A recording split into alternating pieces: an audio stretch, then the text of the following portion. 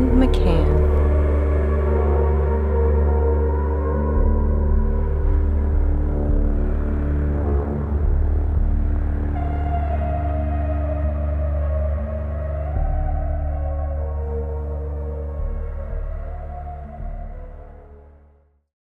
Greetings.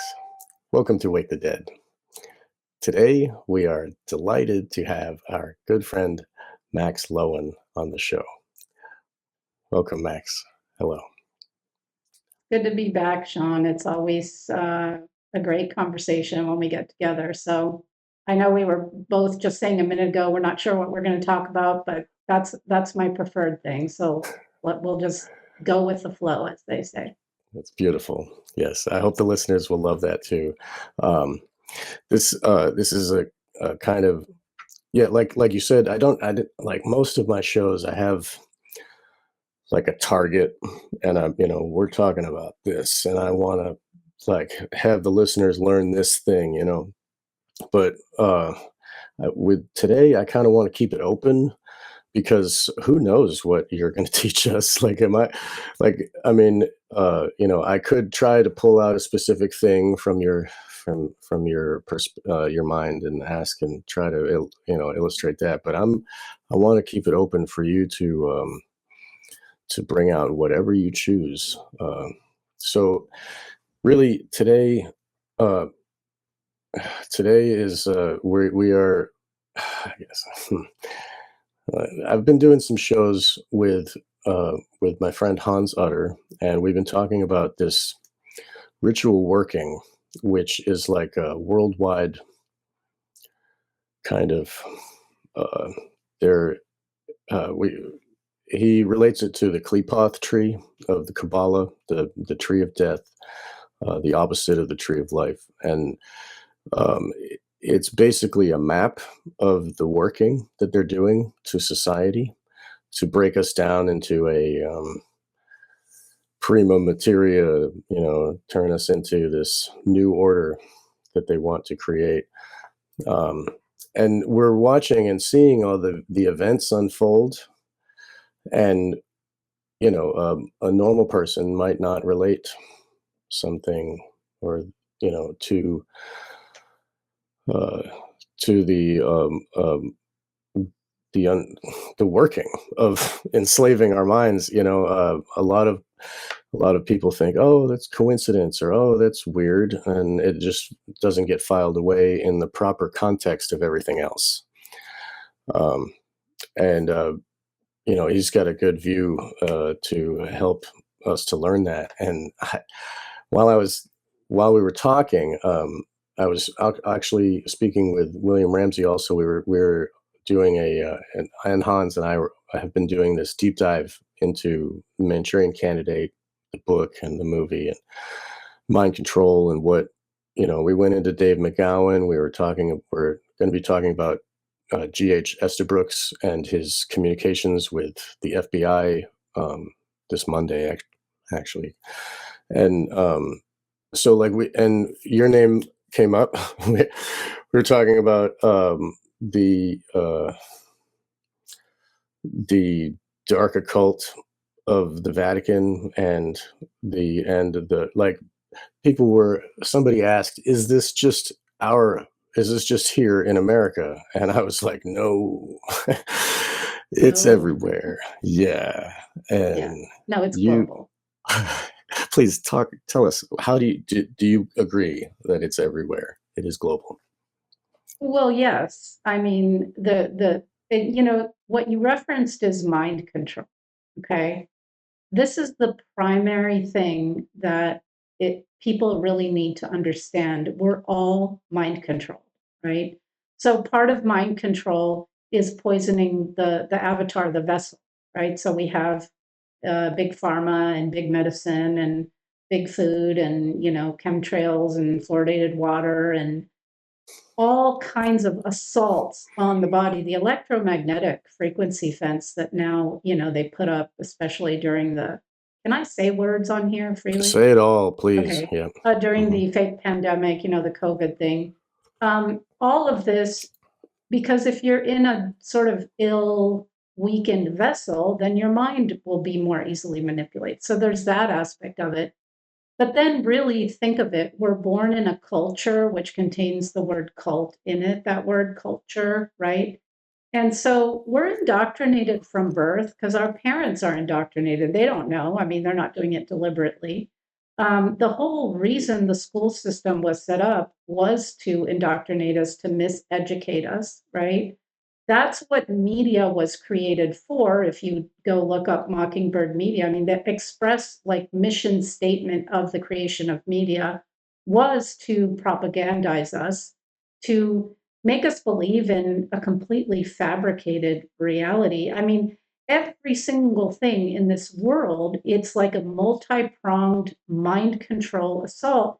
And then there's the shining star, which is trauma, right? Trauma-based mind control.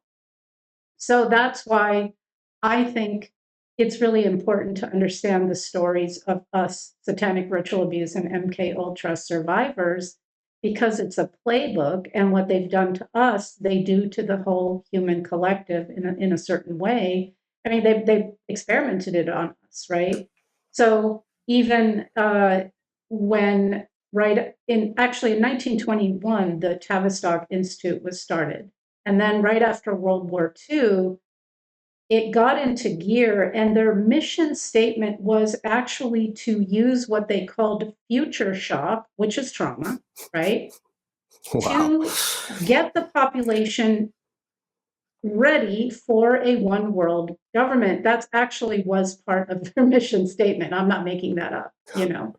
So this is a global thing. They have always wanted us mind controlled. Why? Because we are the creative force. We are the life force. We are the light. These creatures, as I call them at the top of the pyramid, they're parasitic. Okay, they're psychopaths, they're pedophiles, they're Satanists. They're parasitic. They've cut themselves off from the light, from the creator, from the life force. So just like in the Matrix with movie, which was a documentary like many other movies are, Right. you know, we're the batteries, right? So they, all this mind control so that we will co-create this hell on earth reality that we currently find ourselves in, because they can't create anything. You know, they're parasites, so we're their host, right? So that's actually good news, because that means when we're no longer mind controlled, we can co-create a heaven on earth, right? Yes. And they, so what you mentioned earlier was occult. So occulted knowledge, it just means hidden. They don't, they don't want us to know who we really are, okay? Because we're divinity in a human avatar. We're telepathic, we're self-healing, we can teleport, we can create. We're amazing, we're beautiful, we're powerful. We have love, which they cannot understand in the least. So imagine like when a man and a woman come together with love, they create another human, okay? Like, Right. wow, that's pretty amazing. Yes. Wow. So they don't want us to know who we are, because the minute that we figure that out, it's freaking game over for the dark. And I think it's happening right now. I think we're in the most incredible time in our human history, never experienced before. See, we've had many resets before. They've reset us a bunch of times. We're like, I don't know what version of humanity we are. But if you look at something like the Noah's Ark story, that flood story is in every culture, actually. I think that was one of the resets. And then the Ark is probably a ship that took DNA to repopulate and restart, right? And that's what the great reset time again is now. And we're supposed to reset. It's always a devolution. We get too uppity. We get too intelligent. We get too free. You know, we get too free. And so, Yeah. ooh, let's clamp it down. But I don't see it working this time. Hmm. Yes. This time you're speaking and I'm here listening and the listeners are listening and they're all thinking with their cognitive abilities, in their hearts. Um, like, we normal humans, as opposed to the psychopaths, we have heart and care. And like, that's what they're trying to stamp out, right? Yeah. So if they can remove that care, then nobody's going to listen to you. Nobody's going to listen to me. Nobody's going to, but this, like, we have care and it is abundant. We have so much care that, like, I personally, I have so much care. I listen to people like you that I created my own show, and now I'm part of the conversation as well, Right. because, like, I hear stories like yours and I feel it inside. I cry. But that fuels me to do justice and to find vengeance, against these occult practitioners.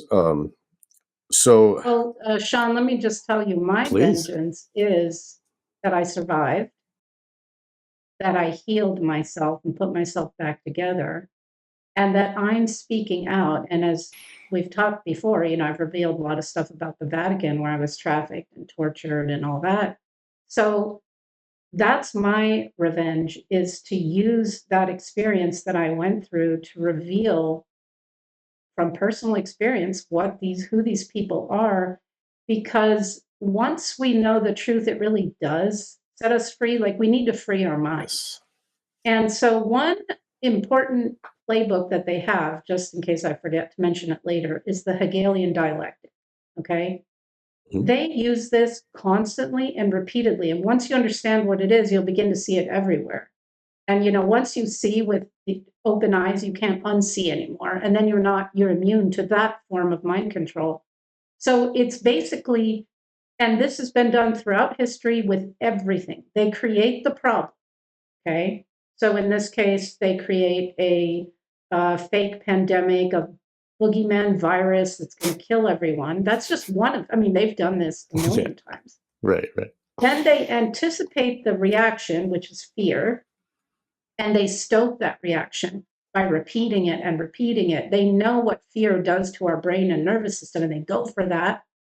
And then they ride in on their white horse with the solution, which is the agenda they wanted to implement in the first place, which, among other things, they wanted people to take that experimental jab because they love doing medical experiments on us. And let's see, it was designed to kill, but also to maim and sicken, because Pfizer itself and all these companies that produce this jab invested in cancer treatment as soon as they released the jab, because they knew it was going to create cancer, right? So it's also a profit motive.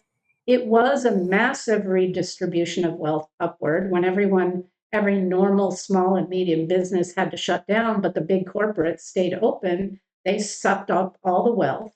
So it was if you look at how many trillions the corporations gained at that time, it's sick, right? Right. So that was another agenda. And then it was also a compliance agenda. Like, let's see how many people will obey nonsensical things that make no effing sense, like stand here, wear the thing, and a Like constant back dogs, and like forth. following Yes. orders. Yes. Right. Yes. How many people will follow blindly? And then how many people will turn on their neighbor, like happened during the Nazi times, and go after Yeah. them to comply, right? It was such Right. and they were just sitting there. It was like, ooh, they were enjoying this. They were laughing. They were tossing back tequila shots watching this show, right? Right. So that's an example of the Hegelian dialectic. And we saw it with 9/11, and we've seen it with the bazillion psyops. And I know you wanted to talk about the Charlie Kirk one, which we can, but I Sure. just wanted to explain that playbook. Okay. Mm. So everything in the world, every war is deliberately created and funded on both sides for definite agendas. There's usually more than one. So they always do this. They foment stuff, chaos, whatever, and then they come in and then save you from the problem they themselves created. But then the saving thing creates more problems. So it's like a constant. It's Yeah. like a So it's screw important to turning know that. down into evil. Like each time we're like turning the screw in the wrong direction. Like, oh, we think we're fixing it, but it's tightening the power It's tightening the further. noose. Yeah. Yeah, Yeah. right. Like Yeah. and the war agenda, like, you know, you're saying many things that they're doing, but they're also killing people. Like Oh yeah. that And they is love part. killing people Right, right, because they're Satanists. It's a sacrifice to Lucifer. right. They, Death in the cult. rituals I was in as a child, I can't tell you how many children I saw sacrificed, literally murdered in front of me. That is what they do. Lucifer demands sacrifice all the time. So a war is a great mass of human sacrifice. Plus, Right. it creates a lot of orphans that they can then snatch up and traffic, right? Yeah. It destroys the economy. It creates suffering. Okay. So that energy of suffering is food to the etheric version of these demonic people, right? So it's called loosh. So it's food. They literally lap that up and suck that up. And it also keeps us in a survival frequency bandwidth, which is where they need us to mind control us and to harvest stuff us and to do Right. everything that they do. They need us there. We can't Right. go higher or we're dangerous. Like if we're vibrating in a love, then they're not able We're out to. of their reach. Right, right. And so keeping us in the fear state allows them to drain us of our power. Like Jerry Marzinski, another friend of the show, talked about how schizophrenics were plagued by the voices would drain their energy, take them, like literally drain their loosh. Um, so I like what I've come to understand is these things. Maybe they used to be human and they're no longer able to reincarnate. And the only way they can survive is by feeding off of our loosh, right? In this ethereal, non corporeal state, um, the only way they can survive is by convincing dark occultists to do this. Well, I mean, not the, but I mean, they can kind of float around and suck off everybody that's crying, I guess, you know, but in an organized fashion, people like Aleister Crowley, for instance, would be doing torture on purpose. And then people would be feeling that pain, just like they did just like they do war on purpose. Like the soldiers are feeling the pain and all the, they can, the dark entities that without bodies can harvest, right? So that's like a gift to the other side. Like, oh, we'll give you all these lives if you give us the power and whatnot. Yes. And it's Yeah, also, so Satanism is about the absolute inversion of what's natural, what's of the creator, what's of the life force, right? right, So why do they particularly prey on babies from birth on, little children? Because that's the closest thing to, you might call it God. I right. don't associate, I don't like that word Purist, so much because it's associated with religion, which I think is a mental mind control program, but there is a creator, there isn't that. So what's the closest to that is a child, like actually a soul goes into a woman creates a body for this soul and then brings it out into this realm, and then that's the closest thing to creation there is. So that's why they go for the youngest. It's an fu to that creative force, to God, so to speak, right? And it's what Satanism is, it's the inversion of nature, the inversion of love, the inversion of everything that is good, that is light, that is, right. wholesome. And also it would be like veal is as opposed to a steak. It's more tasty for them because it Yes. has a more pure life force energy. Like blood and sex are like the life force powers that they do with their dark rituals. And so if they're yeah, so anyway, the blood when blood is flowing, that's a representation of pain happening, right? So not only is blood also coming, but also the loosh is being released, right? So, I mean, um, it, if in our other conversation, you spoke of how you could see in the catacombs under the ground under the Vatican, um, you you could see the entity enter the person as the person is feeding on a baby.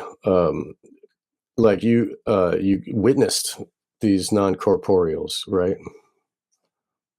Yeah, yeah. It's really far below the ground. It's not exactly the catacombs. I'm It's sorry. it's under, no, it's okay. Okay. It's there's even levels of the Vatican where they have tombs and things like that, but it's even below that. So it's well under the ground, and it's that far under because also a lot of these creatures that they summon are right below there, right? So That's where they they do reside. things. Yeah, there's a lot of Wow. these creatures that reside there. Okay. But yeah, they have a special room where they sacrifice children. They cut them open. They brutalize them first so that the adrenaline is secreted into the blood, and then they cut them open while they're alive. They collect the blood. They drink the blood. They in their rituals and in their parties. I mean, this is really mind blowing and disgusting, but it's true. They will cook babies and serve them up, you know. And it's not that far fetched when you remember the stories recently in the last year or so about them finding human meat in McDonald's Oh, burgers, yeah, right. right? I Yeah. mean, there's I'm going to say there's probably human meat in a lot of these corporate and fast food. Yeah, Yeah. so this is what they do. So they consume us literally, physically. They drink the blood, and then etherically as well, like you just alluded to. So all of that happens. And yeah, so I've been in these rituals, and that terror and that suffering that's created for that child, it rips open a portal and it allows these entities to come into this realm. And a lot of these elites have invited these entities to inhabit them and run their bodies. I mean, I know this sounds like science fiction, but as they say, fiction is stranger than truth sometimes. And so Truth, right? Straight in fiction, this is who right? we're dealing with, you know? Right. Les Wexner is quoted in a magazine interview saying that he has a dibyuk, which is the Jewish word for demon, basically, that rides him, and he's like glad that he has that because that helps with his business or some shit. Oh, so Well, you get hmm, lots of see, you get anywhere in this world, to get any level of power, wealth, fame, you have to pledge loyalty to the satanic cult that runs the world. So you're not going to be a high level religious figure or a high level military figure or a high level global agency figure or even in any kind of presidential or prime minister type role without pledging loyalty to the cult, which also means that you have to participate in a ritual where you rape and sacrifice a child. I hate to tell you that, but right. yes, that's the case. So That's the the ones that entry. we're taught to look up to and follow are the worst of the worst, and this includes the top people in entertainment as well. I should mention that. So that right there is another inversion. We're looking up to the worst, right? Yeah. Instead of looking up to the best, like a Jesus figure that has morality and care, we're looking up to these evil people that. Well, uh, speaking of him, by the way, I call him Yeshua. yes, Um, this is another tactic of the dark, so it's good to undernd. They take something good and true and they co-opt it, they twist it around because the best form of mind control includes some truth, and then it's sort of twisted into and Passio talks about this, right? So right. it's twisted into something repackaged, and then it's actually harmful to you. So Yeshua was actually someone who came here to fight Satanism. He preached a message of freedom. He was a rebel, okay? He went and studied in Egypt and Tibet, and he studied the mysteries and meditation and manifestation. And he said that the divine is within us. He said, don't worship authority, something outside of yourself, right? He was teaching people how to rise in consciousness, which is where we get free, right? So of course that couldn't stand. So they killed him or tortured him, and then they used him as the symbol of the religion that they created. And all religions, I'm sorry, I don't want to offend anyone who's religious, but it's actually a barrier between you and the divine. It's designed to be that way. The word itself, religare, means to bind, right?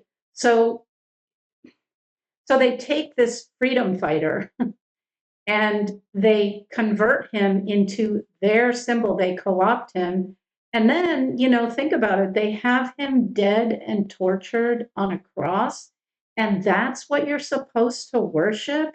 And then I point this out a lot, and people don't like it when they're religious, but the ritual of communion, I mean, they're eating the flesh and drinking the blood. That's satanic. Okay. So they Exactly. take this great highly conscious individual, and we've had many in history, and they co-opt him and invert his entire actual what he taught, and they use him to mind control people into obedience to authority. And so I just thought I'd throw that in there since you mentioned it. Perfectly, yes, perfectly ended. Yes, mind controlled to obedience to authority. Like, give to Rome what is Rome's, turn the other cheek. Like, these things were okay. He's a powerful man flipping tables, but then when they get him, he's like, "Oh, go ahead and kill me. It's okay." Like, really? Why would it be that way? And why if it's a new law and we're creating a new, like, Jesus is the new way, why is it that we have to do the old religion, sacrifice and drinking and eating? Why is it that that's still the law? The old religion never went away. That's proof right there that, I mean, if we are made to participate in the killing and the death and the eating, then we are complicit in the destruction of Jesus. And in so doing, we are agreeing to the satanic act of destroying and of him and his message and his body even. Well, it's a satanic ritual that people are unwittingly participating in. They think they're doing something good. So I want to clarify. People Yeah. go to churches and stuff because they're trying to connect, okay, to the divine. They're just unaware that it's a deviation from actual connection to the divine. And then they do that with the black cube in Mecca where the worshipers circle it. That creates a vortex. I mean, they do this in stadiums. That's why they're round and all that energy. So even in the communion ritual, people think they're doing a good thing. They're innocent. It's not their fault, but they're taking that energy and sucking it up again. Remember, they're parasites, so they have to suck on us. And they create all these opportunities where they can harvest our energy. Right. Right. And it's like they're infecting us with this evil act of killing Jesus every week, and then they suck on us all week long with the loosh, in this terrible world that we have to endure. Well, and then it's also the Savior program. So these people love their programs, the Divide and Conquer. The Savior program is, again, it's putting our power out here. So Jesus, I can't tell you how many people tell me Jesus is going to save me. No, Jesus would not like that. Okay, that's not what he said. He said it's us. And we are the ones who are going to save ourselves and each other, right? So that's a psyop. It's Jesus is going to save you. The Pleiadians are going to come in a spaceship and save you. Donald Trump is going to save you. It's the same fucking program, and it's bullshit. Sorry. Yeah, trust the plan, right? The Q, Well, the whole Q okay, thing. so that's a beautiful psyop right there. Q. Mm.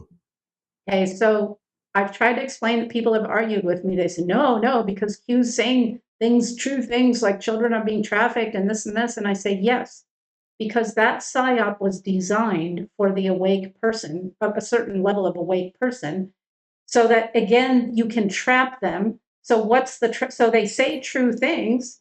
Oh, yeah, here's someone within the system who's going to save us. Trust the plan. Go sit in a corner. You know, Right. Mark Passio calls it a stand down psyop. Yeah. Don't use your energy. Don't do anything because somebody else is going to save you.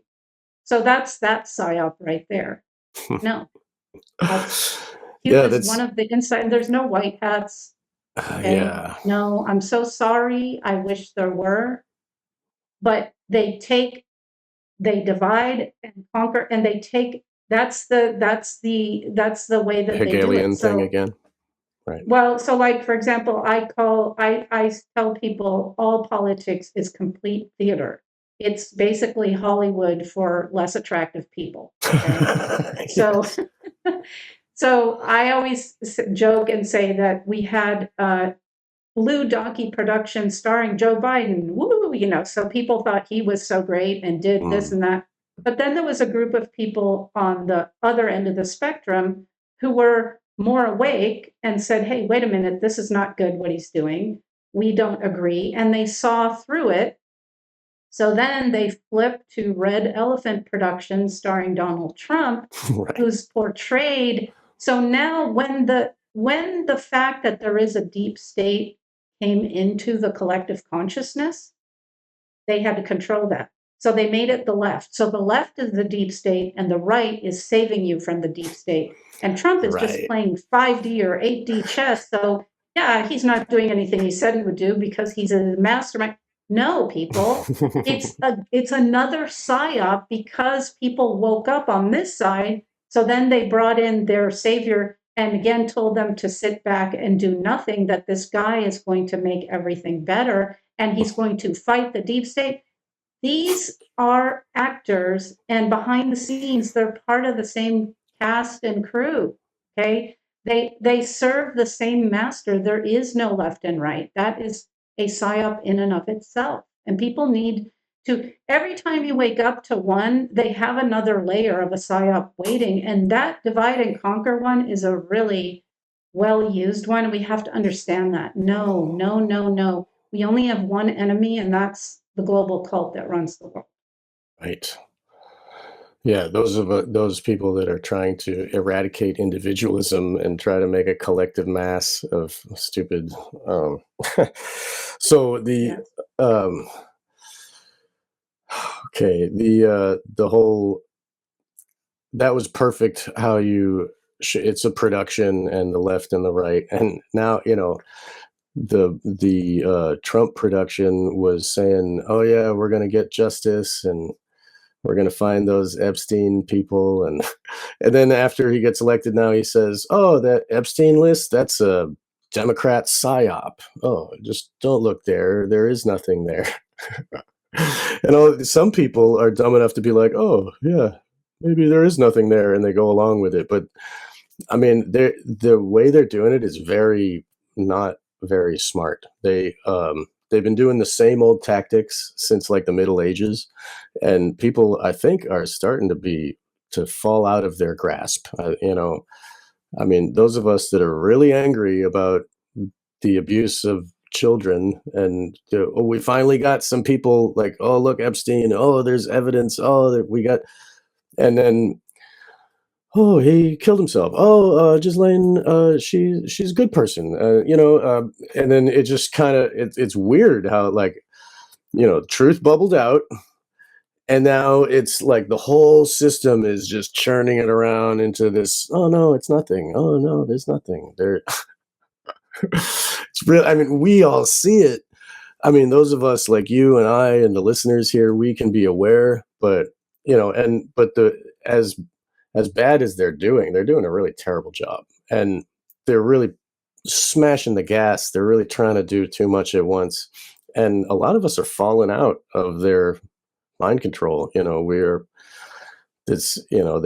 We believe for a while, and then once you get the truth, it's like you can't go back to the belief of the lie. It's like, oh, right. Okay. And then you're on the truth side and you look around and what can I do? And um that can be kind of depressing too. But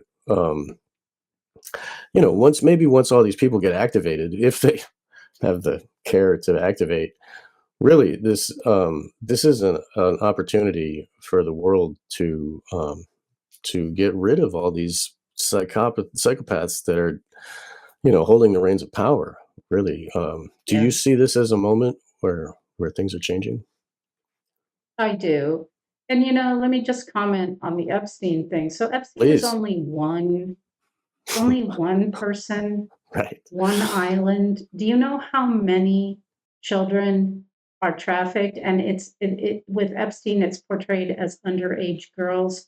No, infants are trafficked too. 2-year-olds, Yeah. 3-year-olds, 5-year-olds, all ages. Okay, Right. pedophiles have their age preference. There's a million Epsteins. There's a million islands where there's underground bases where children are trafficked. There's underground tunnels that are all over the world. The Vatican under there has tunnels, has a tunnel that goes straight to Israel, for example, and all over the place.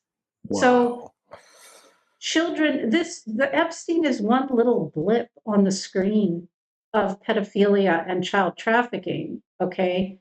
Plus the Epstein list. I mean, if whoever, they could erase any names on the list they would want to anyway. But yes, everyone who's ever been a president would be on such a list. That's the Right. thing. There's no good one.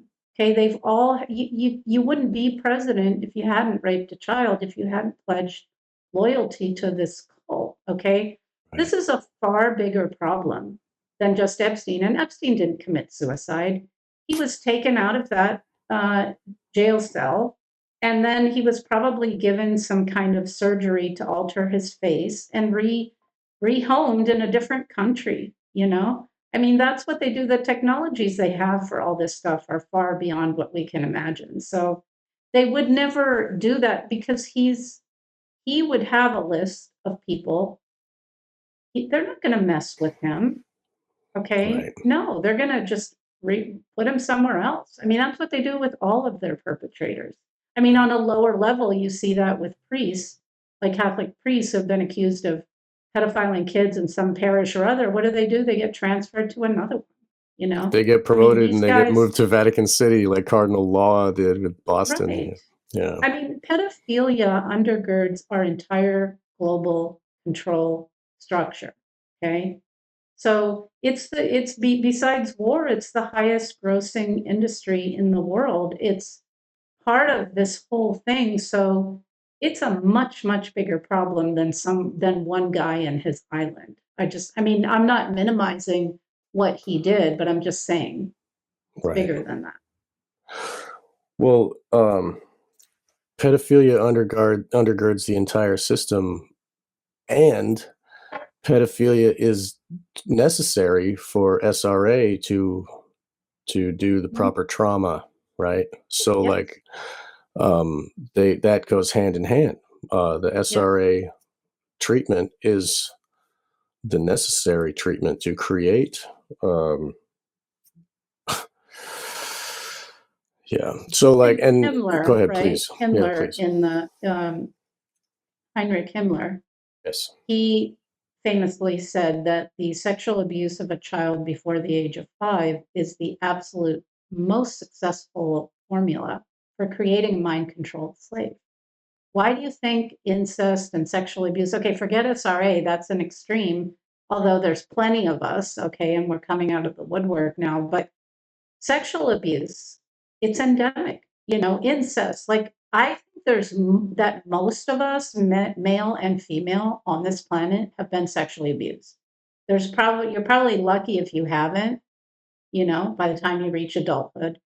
So why? Because then it's generational, right? So families, a dad or a mom has been sexually abused. There's going to be that's going to go on in the next generation. And it's a great formula for creating what you alluded to earlier, which is this sort of apathetic, compliant, slave-minded, hive-minded group of people that just obey and do what they're told. This is a very, very important piece of that mind control puzzle. And so, yes, they definitely use it in SRA. They use rape constantly, for a variety of reasons, including that, but also, to satisfy these psychopaths. They need more and more and more to get off. So then we have snuff films where they have children that are expendable, and they'll literally rape them to death or dismember them, and it'll be caught on film so that these freaks can watch that to get off. I mean, these are very sick people that we're talking about. Anyway, I digress. Yeah, the pornography goes to a certain spot in their brain, I think, and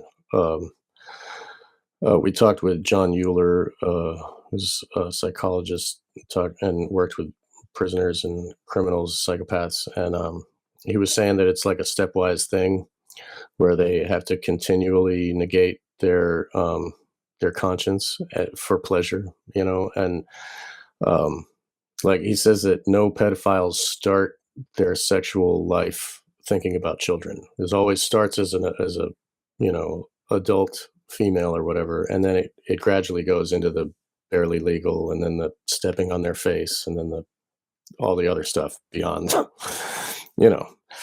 domination and basically torture, and then it goes into snuff films, and that because of their level of psychopathy, it's like the pornography is like it's a perfect way it's a barometer to tell how psychopathic somebody is if they, you know It's what I mean? conditioning. That too. And my dear friend Jamie J talks about this a lot. Yes. Talks about pornography.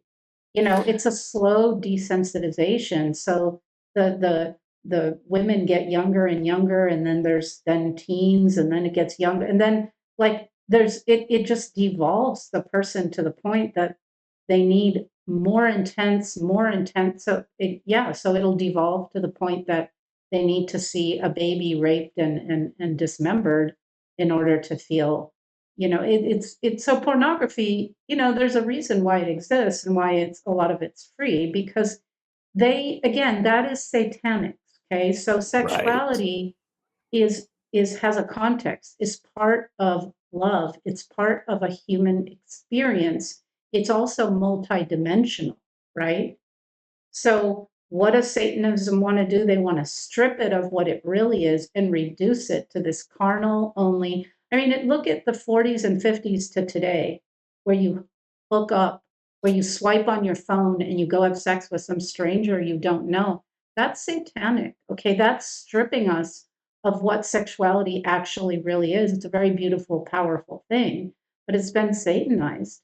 And it's Right. out there now in front of our faces. The schools, you see all these videos. I saw this video of this brave dad standing in front of a school board meeting, and he was reading from a book in his child's school library, and they bleeped out what he was saying. He was, the story included all these sexual descriptions, and they threw him out of the meeting for being inappropriate. But these books are there for little kids, right? So they're doing it. They're basically, now it's in our face. They want to normalize that. They're teaching under the guise of children are sexual and they have sexual rights. No, BS, right? But Right. they're normalizing this even in kindergarten now. So they move that Overton window. They socially engineer us into accepting more and more depravity.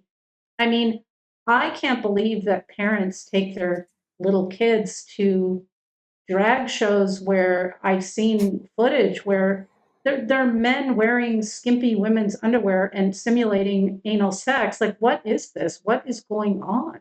Right? Definite So conditioning. again, it's Yeah. in the 50s. I mean, at some point as a man, you had to court a woman. You Right. had to have prospects. You had to be clean. You had to have a job. You had to have something win. to offer, You had to you win know? her trust and love and Yes, care first, yes, right? Yeah. yes. And now, you know, so now you can just go, I saw this freak on an Instagram video. I couldn't tell if this individual was male or female, and it had blue hair, and saying like, well, what's wrong with kids being sexual? And it's like, oh my God, Oh, So this is the social engineering, the satanizing of something as sacred as our sexuality. right. And our sexuality is deeply connected to our creation of humanity. Like that's how we create a human, is to have sex with another human. So that, and that, like I said, the love and care is such a deep integral part, and then that's been removed. Like Yep. I was listening to the um, you heard about the Daniel Day tapes, or not Daniel, Dr. Day tapes from 1969. This guy gave a speech. He was a pediatrician, and he was talking about the New World Order, and he said that one of the many things he said was, we're going to have sex without procreation and procreation without sex. Like Yeah. that's the Well, future, we're and there. that's yeah. Right. This was in And '69 when when nobody could have, like, abortion was illegal and they couldn't even fathom that. well, But now here we are. they've been planning this well before 69. Oh, See, yeah. it's been a slow drip, drip, drip to sort of change that. And see that procreation without sex, or like making babies in labs, in bags and this kind of thing. Right. See, that also has to do with attachment. So these psychopaths understand that attachment is the single most important thing for a human being. So in these horrific studies that they've done, they took baby monkeys away from the mother and they had them in a cage, and they had a choice of the wire mesh mother with a bottle of milk or a wire mesh mother covered in soft terry cloth, and the babies would cling to the soft fake mother and die rather than get the food, because that attachment is so vital, right? So they know this. That's why they've created birthing in hospitals, to begin to break that attachment. I mean, when Right. you look at the fact that they take babies and they put them in that room, all in little bassinets, all the babies separate from each other and from their mother or their parents, and then the relatives look through the glass like, what the hell is this? Yeah. Look at every mammal in nature, and as soon as they have babies, the babies are all on the body, Right. nursing and connected. That is so integral to our psychological health and development, that they are doing everything they can to disrupt that. So if they're going to make babies in a fake uterus, well, now you don't even have the connection to the live mother's body while you're Right. growing. You don't even have that connection. That breaks that initial attachment that a baby has to its Right. its its mother. Like it's Right. it's it's pretty sick. Like circumcision does too. A baby gets circumcised, and if he survives, he won't latch to the mother's breast because it's so much trauma. They don't, and a baby, like Carrie Olahe explained about how a baby doesn't have an identity yet. And like people talk about, like, oh, splitting personality and splitting the identity. Baby's identity is the mother still. Even when he's Right. out of the body, he's still like, there is not really like a separated. No. It's called Right. me mom in psychology. Oh, So not until maybe like between 1 and 2 years of age does the child begin to realize it's a separate little being. That's correct. So go ahead. I right. didn't mean to Right. Well, interrupt you, no, but this is great. I mean, it's important for us to understand the psychology of a baby is what I mean. That's like, and you mentioned hospital birth, like all of the stuff they do in the hospital. You can listen to Janice Barcelo will tell you about all the hospital birth, like the ultrasound and the all of the different tactics they do is all to affect the bond and the psychology. And the mother is told, oh, we have to, like, monitor the heartbeat of, like I was born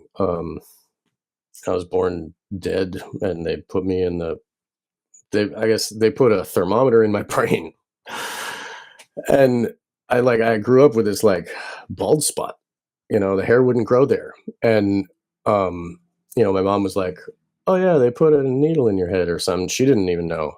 And but the doctors think that they need to monitor the temperature of my brain all the time. Like, why? It doesn't make any sense. But they do that for the real reason, is to attack and destroy, and you know like I mean, who knows if I had attachments given to me by satanic doctors at that moment. I mean, I was taken away from my mother. I was brought back to life, I guess.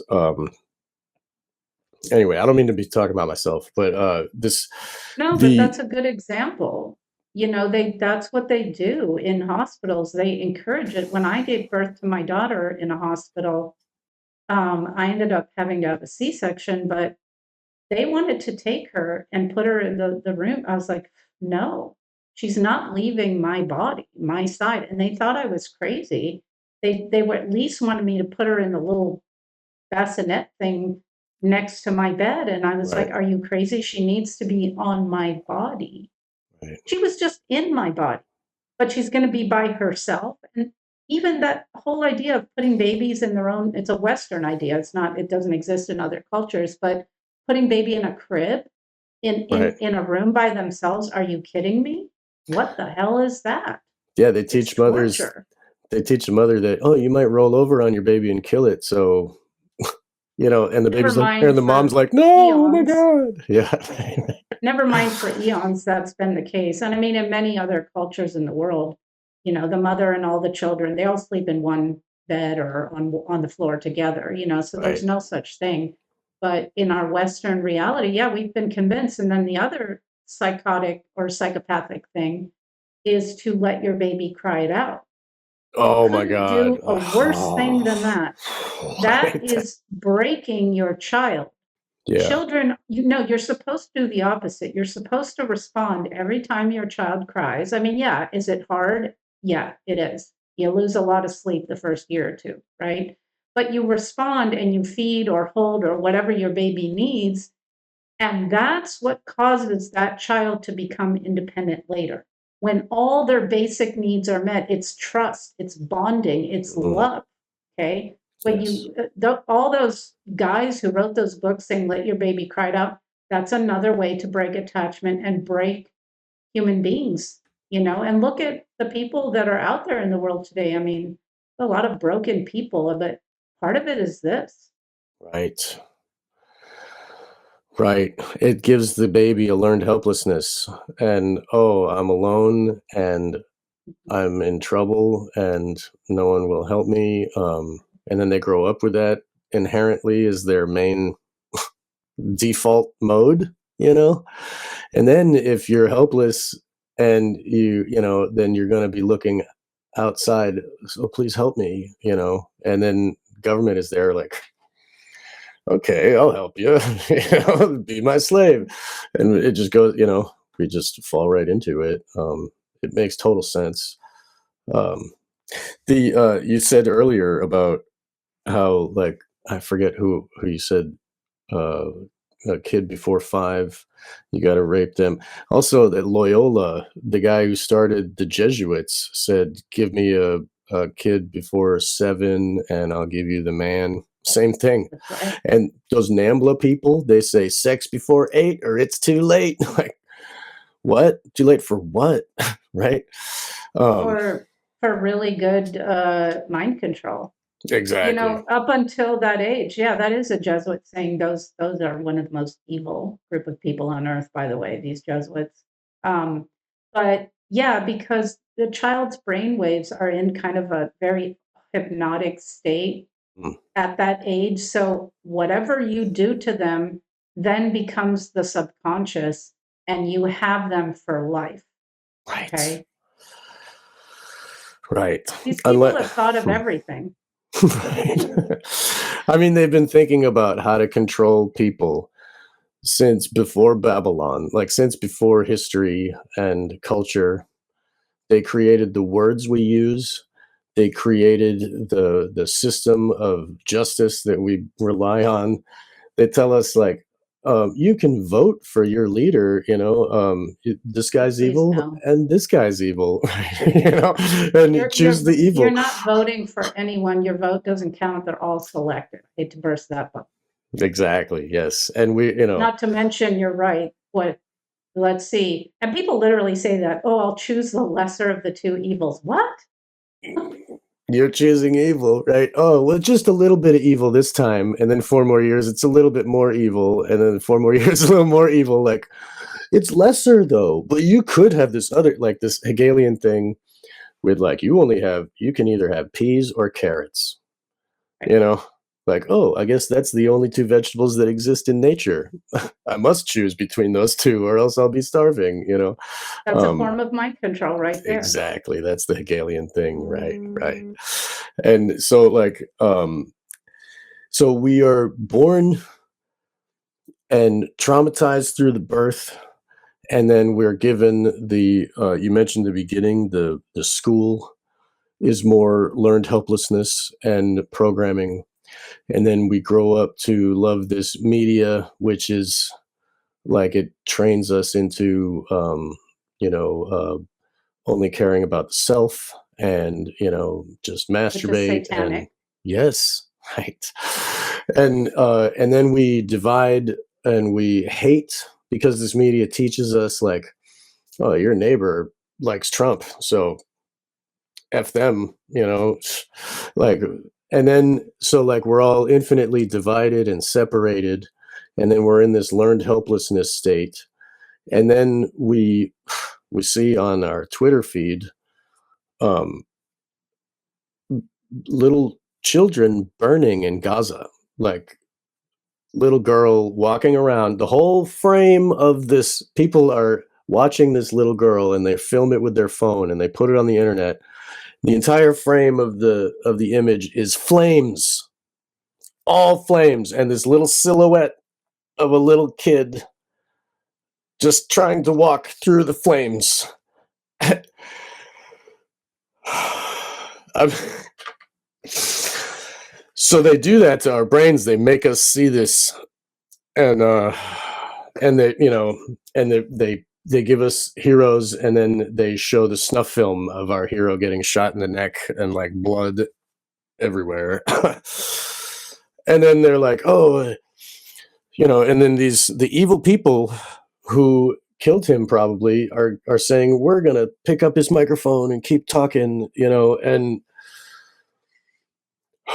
like, what do you think about the fever pitch of evil that we are currently living in? Like, some of us are aware of what's happening, and like it's crushing. It destroys me to see what's happening, and like to watch the babies burning, and they're just using it for their ends to push this mind control and this world domination. And like, look at the babies burning, and it is the Moloch fire. It is the child sacrifice of the ancient Babylon and It's ancient the same Carthage. cult. Yes. Yeah, it's the same cult. They've always sacrificed children.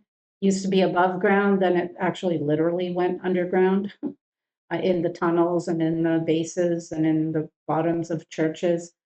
But also think of something like childhood vaccines. That's a big child sacrifice ritual right there. So that has never stopped. Um, your reaction of feeling pain for having seen that child is very good, Sean, because that's us being human. Right. We feel each other. These psychopaths don't. That's why they can do such horrific things, because they have no feeling. The fact that because see, we couldn't do any harm to each other if we feel the way that you're just exemplifying, right?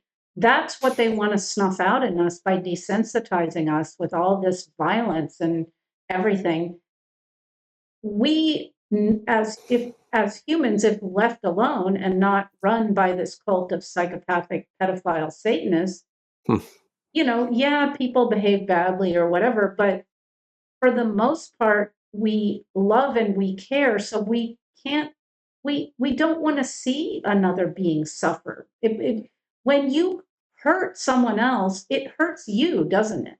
Like if Yeah. you inadvertently, emotionally hurt someone and then you see them take that hit or cry or something, you feel terrible.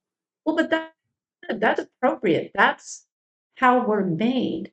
But these creatures, they don't feel, they're psychopaths. They don't have that heart connection at all. And so they don't have compassion. They don't have care. They don't have empathy. They don't know how to love. And they have been trying to make us in their image.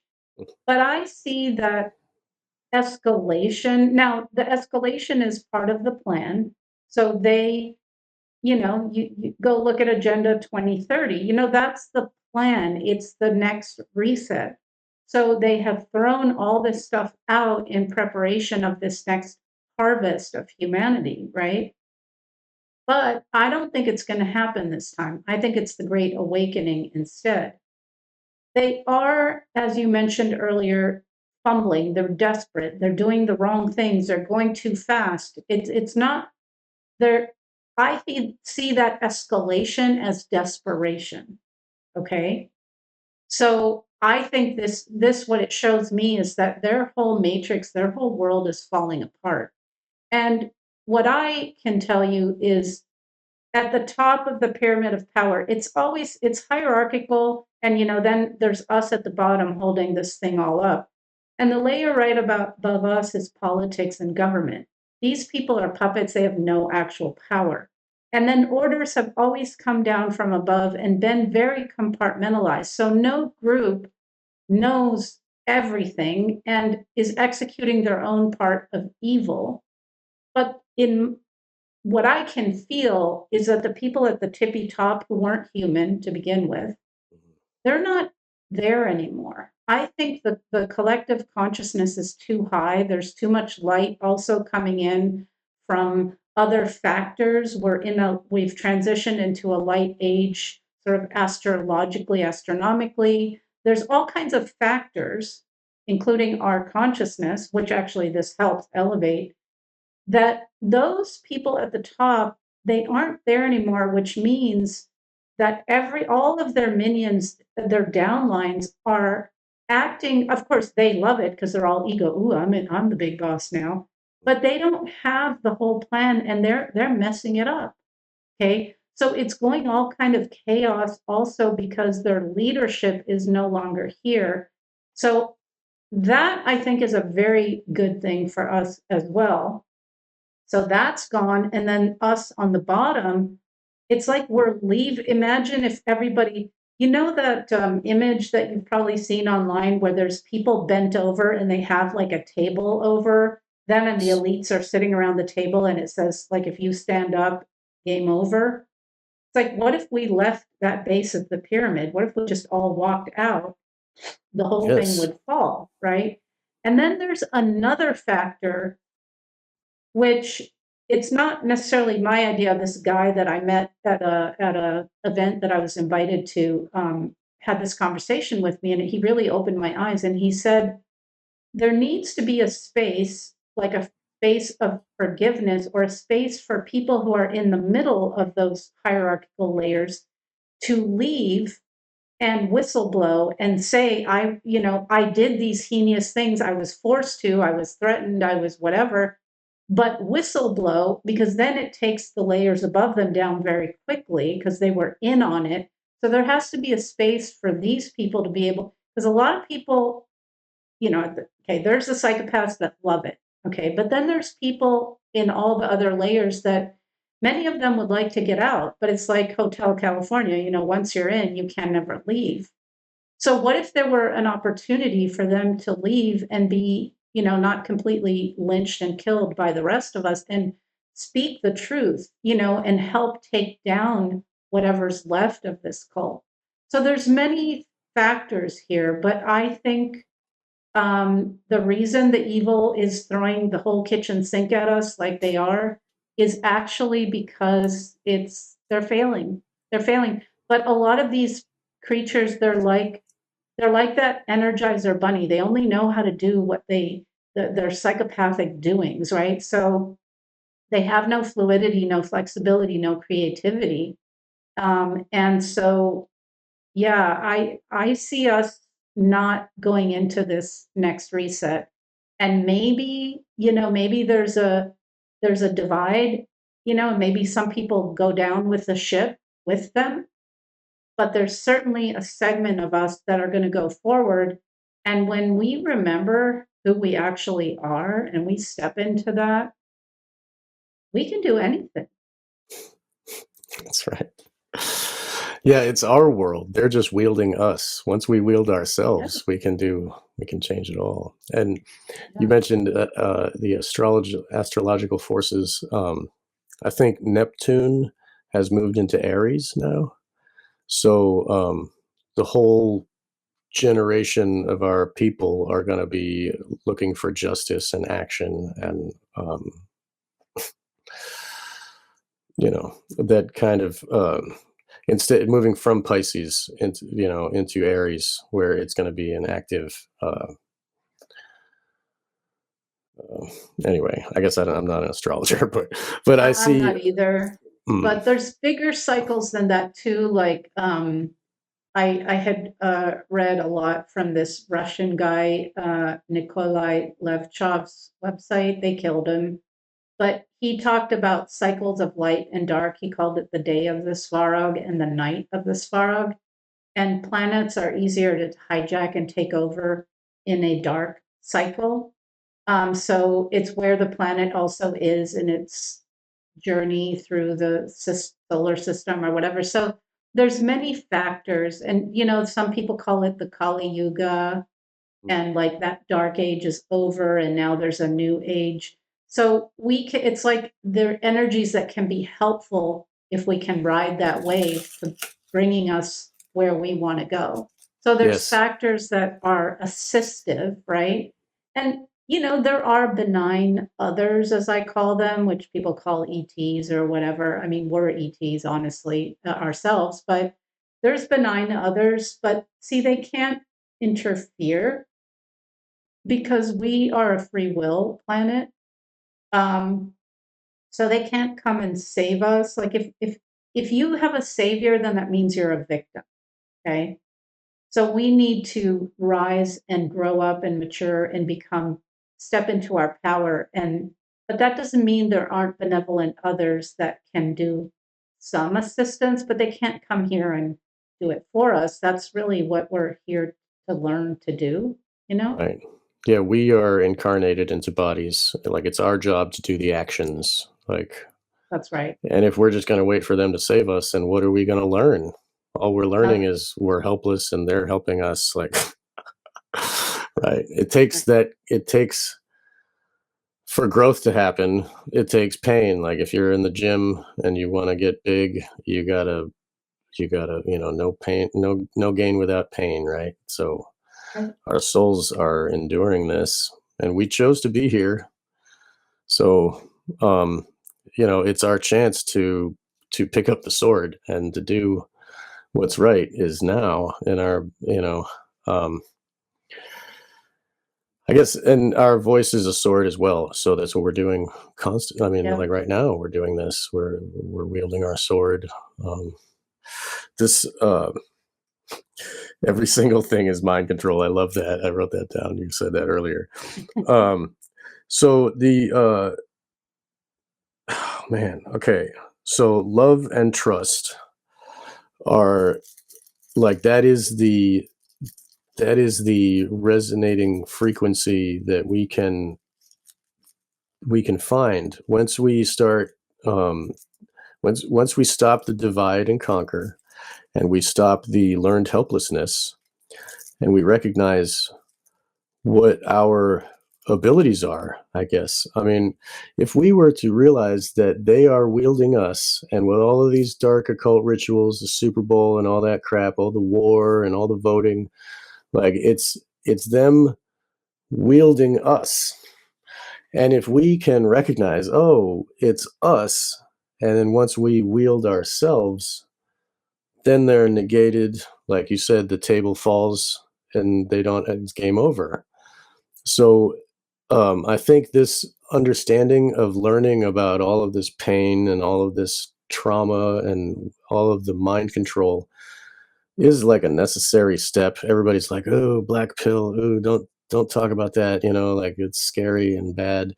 But like we gotta, you gotta go through the negredo before you get to the whitening and the red. Like this is the alchemy of change, and like so we have to recognize uh what is happening to our babies, you know, and this, and then we can choose to not, like, I mean, one of the things I talk about circumcision all the time, and like that's, moms can say no still. They have that ability. Yeah.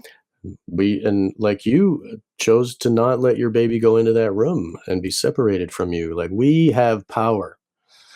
And no matter how much they were sending, when my son was born, they were sending one after another, trying to convince us to do these shots and like whatever. They had the priest come in.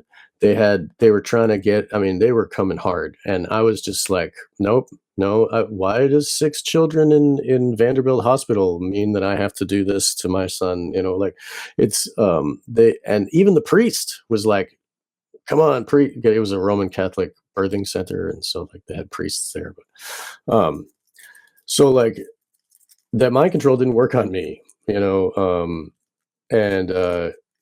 and we didn't bring him to the well checks, and we didn't, and he's a miracle. He's like amazing little child, and he's super smart, and he's super healthy, and we're so lucky. But I mean, it really isn't luck. We make the right choice. We don't feed him the high fructose corn syrup and the red number 5 or whatever, and it's like a daily battle to, and and with the media and the movies and stuff, like I'll pause a movie right in the middle and I'll tell them, this is the truth, this is what they're trying to say, notice these colors, notice that symbol. I I'm trying to give him all the keys to freedom, and there are other parents like me, and we are like, this turning of the Kali Yuga comes in generations, right? So I might not see freedom, you know. I'm working towards that, but, and all of us collectively, the ones that are alive now, it might take many generations to get there.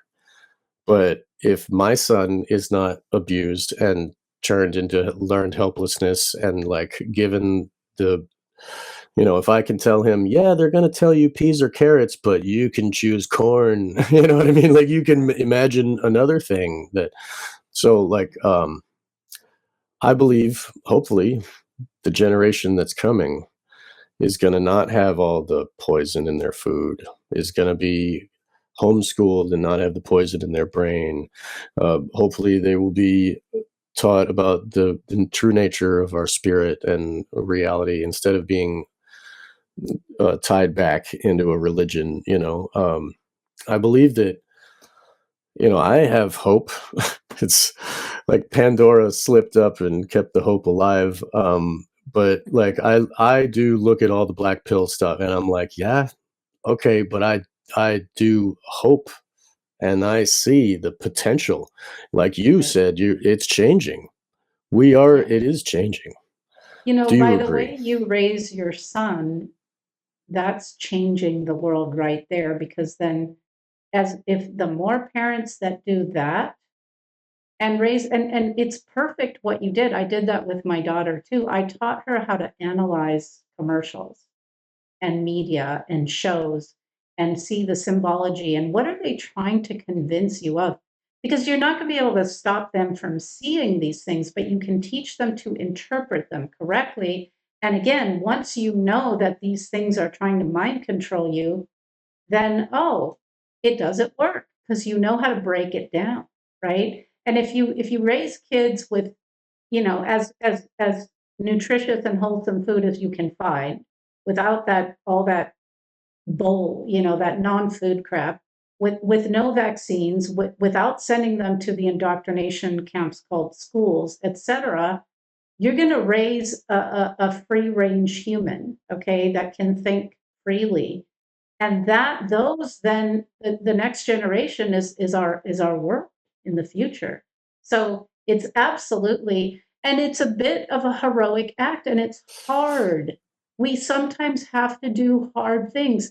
You won't be popular. The normies will think you're crazy, and a conspiracy theorist and whatever they call you. So what? So does it take a little extra to do the right thing in a satanic world? Yes. But I'm not going to roll with the Satanist playbook just because it's easy. I mean, what? I tell you, there was a situation. I've been traveling a lot, and when I go to the airport in the United States, now they tell you when you're about to go through TSA, they say stand here in front of the camera, and that's actually voluntary, people. So they don't tell you that, of course.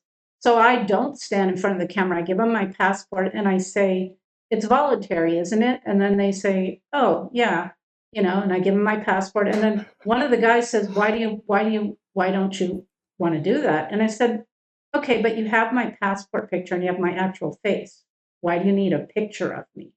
I said, think on why they want pictures of all of us. And he was like, you know, so again, there was a lady in front of me who she was like practically, I mean, I don't mean, I'm going to be funny here, but she's practically bending over and showing them her backside, you know, to be nice and compliant and, oh, thank you for biometric, scanning my face. And it's like, that isn't going to keep any of us safe. That's actually you're helping evil flourish when you don't say no. Okay. Right. Don't Yes. let them take your picture. Don't send your kid to that school. If you're a teacher, don't teach the pedophile curriculum in the school. If you're a pilot, I saw a video of this guy who got fired. He was a commercial pilot, but he was sometimes ordered to spray like chemtrails over his routes throughout Europe. And he just didn't do it, and eventually they fired him. It's like, it's a little harder, but do the right thing. Yes. Do the right thing if you want the right thing to exist out there. Is it a little bit more challenging? Yes. Are you going to get looked at weird? Yes. But also, whenever I do the right thing and it's out of the normie playbook, I get some people who go, oh, and then they start to do it too. Yeah. Somebody needed to give them permission, and then they go, oh yeah, you're right. And then they get the nerve to, and that's how it spreads also. And to address this black pill thing, I was called that once, and it's like, okay, no. You have to know what is, okay? It doesn't mean that's not the same as going, oh, well, the world is so dark, I give up. No, you fight. You fight and you fight. That's what being spiritual is. That's what being a spiritual person is. You're a warrior and you fight your ass off until you go down. Okay. There is hope. So you can know the absolute dark truth and be very optimistic, as I am, about our future, that they're not mutually exclusive categories. And the blue pill, red pill is that classic divide and conquer. It's like, oh, well, it's either this or it's that. It's what you said, the peas or the carrots. No. Okay. No, that's not it. But so, people come up with these names, but that black pill thing pisses me off because, like, no, you need to know that Right. children are literally bred. Women are captive and breeding children that they can rape to death or sacrifice or whatever they want to do. So I'm sorry, but if you want to stop that, you need to effing know it's happening. Right. Right. So I'll black pill you all the way, till the cows come home. But I do think that is the solution, right? Because Right. I would hope people get feisty about that. I would hope people where they stop being apathetic is children. I would hope that would be the lowest denominator. I don't know if it is, because I see people accepting the pedophilia in the schools or whatever way too much. I'm like, wow, you're People seem to accepting that. care. People seem to care more about cats being abused online than humans. Like there's this documentary, Don't F with Cats, and all these sleuths, internet sleuths, they want to get this guy that murders cats. Nobody seems to care, about like human babies. It's really sick. And people, they love their dogs. Oh, my fur babies. It's like even further removed from like actual families and caring for humans. You get, Sandra Bullock talks about getting foreskins injected into her face for beauty, like it's just whatever. Babies dying, okay. But oh, don't hurt the animals, like save the whales. I It's mean, I agree with don't hurt the animals, don't well, hurt sure, any me life too. form, Right, obviously. But Yeah. yeah, but also people don't know and they don't want to believe. Like, for example, people think Mother Teresa was some saint. That woman, if she was a woman, was a child trafficker. Right, she sold Okay. them. Yes. Yeah. She sold them. Orphanages are prime pedophile child trafficking, SRA playgrounds. So you got to know what's going on. And then you've got to make a choice that you're going to stand against evil. And that choice in this reality today is a harder choice. They've made it very hard in our culture They to have. to say no. But I mean, really, the more of us that are shaking loose, like you said, it makes it easier when we can all see, like, um, like the Fluoride Action Network has been working tirelessly for years and years, and now they finally got a case, and they won. They're like, the judge says yes, fluoride is a poison, and the government needs to regulate, not have it in our water, and the government keeps trying to cover it up. No, no, no, no, no. But like, people that have care and care about the the babies that are in utero having their IQ reduced, diminished by orders of 10, 20, percent. Um, Finally, people are caring and they're working and they're doing, and like it's hard as hell, and it's this huge wall of like government power that they're working against, but they found this law where like the whatever agency has to regulate poisons, and if you prove it's a poison, then it has to be regulated. That's their own rules, so like they were able to find a a crack in their wall of rules, and using their own rules against them made it all fall apart. And now people are recognizing, oh, maybe fluoride's a bad idea. Government finally told Yeah. us that it's bad, and so now they're finally believing it. And it is a hard row to hoe, but it's working. It's slowly changing, so The now. more of us that do it, even a small act of courage or morality, like don't let them take your picture at TSA, Yes. pay cash in the grocery store, buy food from farms so they don't snuff them all out. Refuse to consume toxic crap. When you look at don't buy processed foods, but if you are, make sure they don't have like ground up insects in them. Don't support that shit. There's Yes. We can do small little things. If you see something, speak out, Right. help, do something. That all these It's all very doable and it starts with us. It starts with each of us. We can all do a million small things, throughout our day, our week, our month, our Yeah. year, that change the world, like what you're doing with your son. Exactly, do that, raise your kids that way. That's the best, most effective thing we can do. So yeah, do you have to have a little backbone and courage. Yeah, because you're going to get looked at like by the people that are still brainwashed, like you're crazy. But it's no measure of health to be well adjusted to a satanic, insane reality. Okay. Yes. So, and then when you have the courage to shine your truth and say things, other people then get permission. It's contagious. Okay. So I'm currently in Italy and I've been talking to people, and the COVID thing was very ferocious here. This Yes. guy was telling me they ran this sort of beautiful Airbnb kind of thing, and they were forced to close down, which of course everyone was, but they were forced to take the jab or they couldn't buy food. And Wow. when they would go to the store, they would have to go to the parking lot. There would be police. They would tell them where to park. People could go in the store only one at a time. They could only be in one section of the store at a time. There were Wow. cops everywhere. They had to show their vaccine papers. Like, people couldn't buy food or go to the bank if they didn't prove that they were jabbed. It was Yeah. really Nazi-like here. And, I'm always a little, you're kind of like, oh, do people know about the COVID hoax and the jab and everything? But as you dare to say one thing, you kind of get a little bit of a read. And I say like a sentence that's like throws out a little kernel.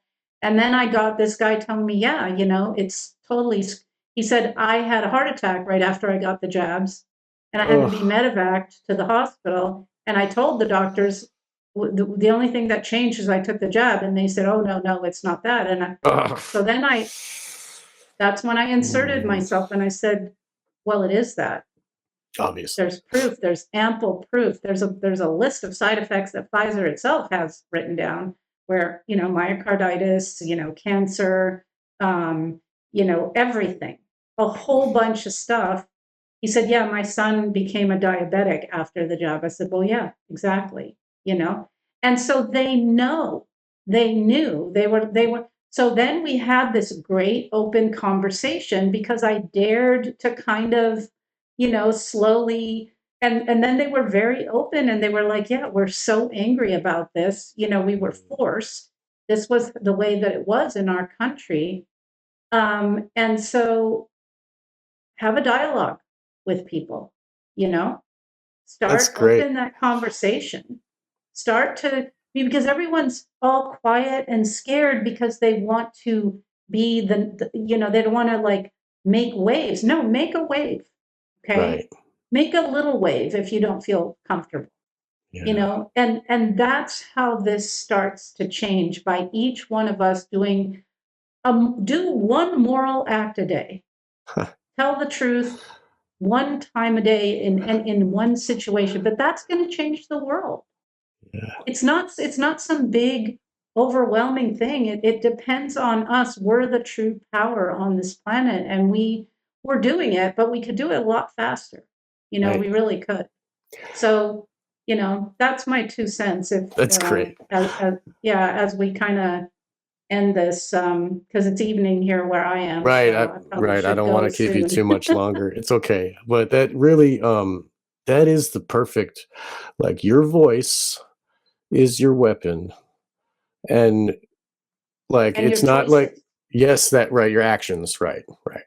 But I mean, if the way that you were able to inspire thought in another person and to exchange those ideas, and now you've built more trust with that person because, like, oh, you understand the truth too, like, oh, okay, and so that builds trust between us, and it also helps to open it, gives them confidence to talk to others as well, and oh, talking to strangers ain't so bad. I was at the during the COVID era, I was at the local Walmart because the local grocery store was kicking people out for not having masks, and there weren't cops in the like you were having, but still, and so it funneled everybody to the Walmart, and then Walmart made all that money, and but uh, while I was there, there was a regular guy probably Trump voter or whatever. And we were, just kind of discussing about how it sucks. And he said to me, he's like, yeah, well, at least we can still vote. And I kind of laughed, and I was like, I'm even wearing the anarchy hat while I'm talking to him. And I told him, yeah, well, it didn't really work the last time, did it? Because the whole thing, Biden got elected with all the mail-in ballots, and obviously it was fake. And then it kind of made him go, oh yeah, like that little thing just didn't really work, did it? And then he goes, it like changed something in his head, like, because he was told all these years, you can always vote, you have the power, and then like I made him recognize the truth that we don't have that power, and it doesn't do it. And it just, that one little phrase like switched his brain. And like I've been kind of practicing those little phrases for all the situations, because really you only have a moment to say something to somebody, and you can really pack a lot into one little sentence and Yeah. make them think as they walk away.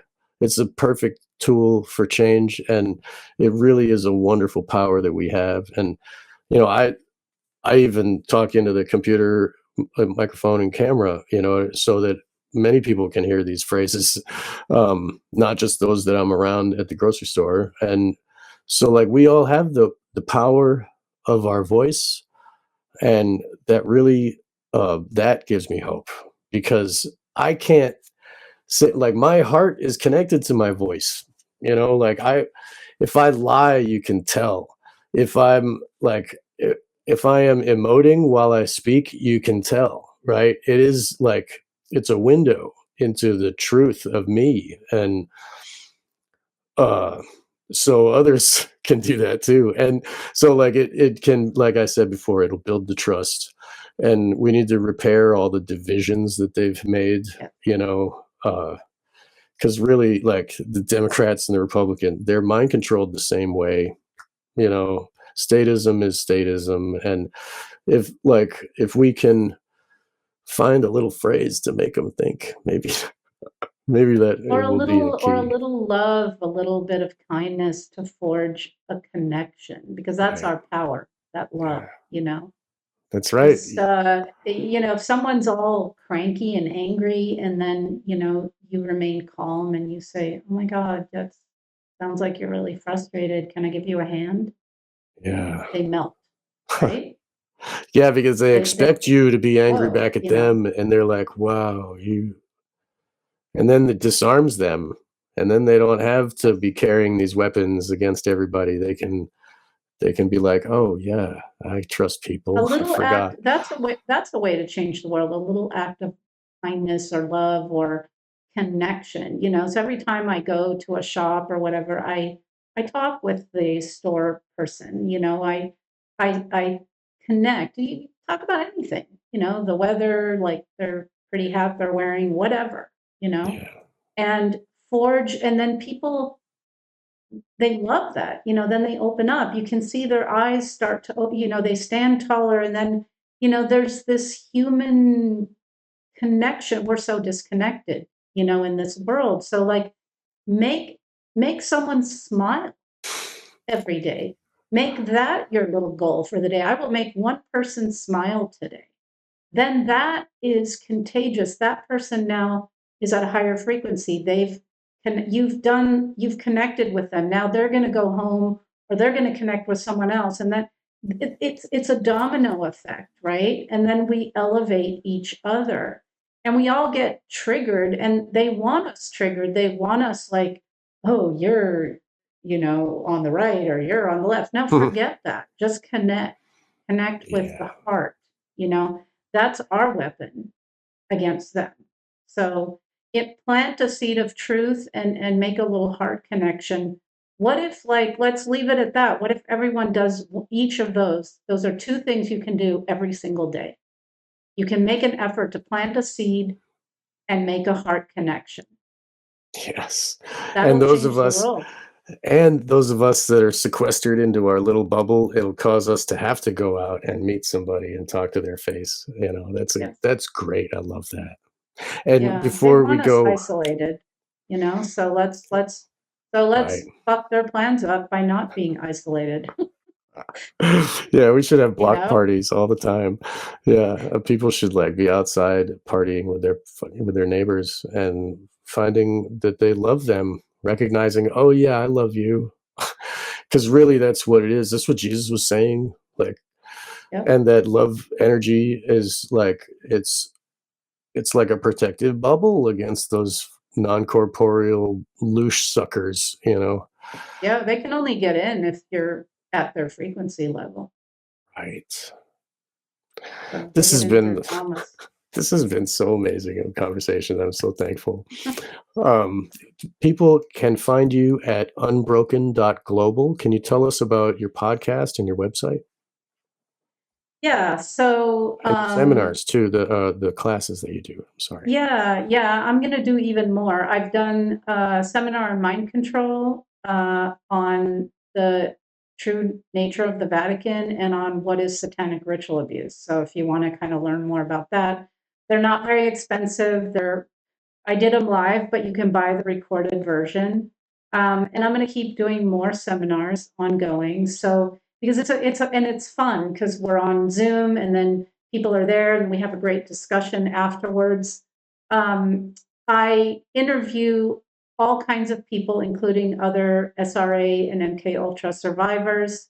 So you can find interviews on my website that you can learn from. Because of what you and I were just discussing, how there are actually probably more of us than we think, but we need community, even if it's virtual. So again, for not much, you can become a member of Unbroken, and then we meet once a month on a Zoom. I'm going to invite you to the next one, Sean. Awesome. That'd be great. Okay. You know, and it's people from all over the place, and we get together and sometimes I have a guest, sometimes it's just, we get to be together and talk about what's going on in the world, and it's a safe place, and it's a place where we're all awake, you know, so it's fun, and it's really important, I think, to start to make those connections. So yeah, so there's membership, and yeah, I also am a psychologist. I specialize in trauma. I work with a lot of SRA survivors. It's not something that most mental health professionals have a clue how to, work with. So if people need, any kind of help, they can also go to the website and contact me. So yeah, and so that's about it. Oh, and 2 years ago, I was terminated by YouTube for, telling the truth. Yeah. And I just tried for grins one last time, and I was reinstated. Yeah. So they're giving them back. I'm going to add like some of my interviews that I've done since they terminated me back on, but I'm going to leave some off, and some they've removed and censored completely. But you can find all of them on Rumble and my website.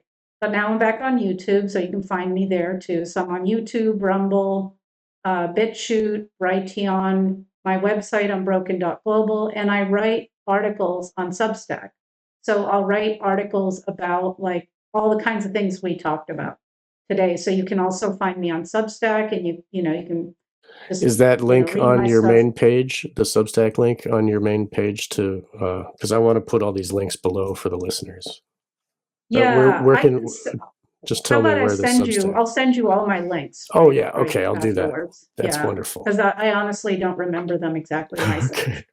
But I have them written down. Wonderful. But yeah, so if you like to read, I like to write, so I put out articles and all of that, and yeah, so that's pretty much me, and I work on myself, and I love to thank you for having me here. It's so nice to have this conversation, and if it helps someone, then I'm thrilled. I'm sure it will, and it helped me. So thank you. I love speaking with you, Max. You're a light in this world of darkness, and I'm so glad that we found you and that you are speaking. And thank you. So much. Thank you. It's just wonderful. And thank you, listeners, for joining us. And we will see you next time on Wake the Dead.